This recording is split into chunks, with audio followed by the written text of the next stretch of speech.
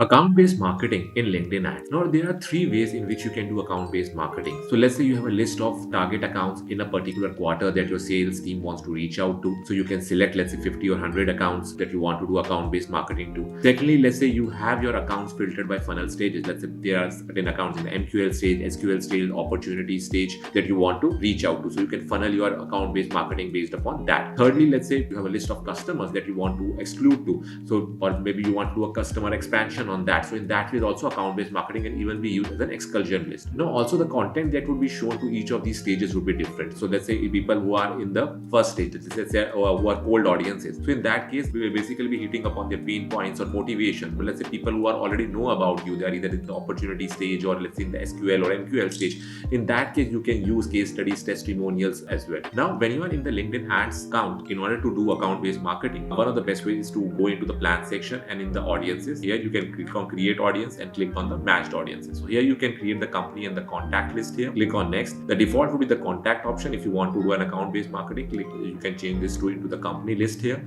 and can upload the CSV file here. The most important thing that you want to upload in the company list is would basically be the LinkedIn company page URL, because in that case the match rates would be 100%. There are other also options that you can add. Let's say the company name, the company website, but as I said, the LinkedIn company page URL is the most important thing. Once you have done uploaded this list, another great thing about account-based marketing in LinkedIn ads is that you can see which accounts is basically engaging.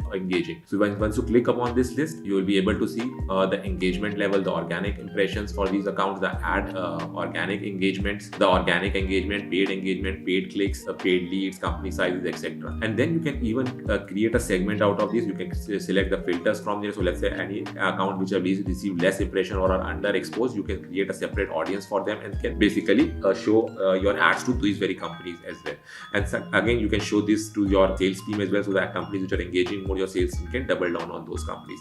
Now, one caveat that I would add is that whenever you're doing account-based marketing, I would also recommend to do an A/B test with a native LinkedIn targeting as well. So in that way, you can see whether you are getting more results from the account-based marketing or from the native LinkedIn targeting features. Thanks so much.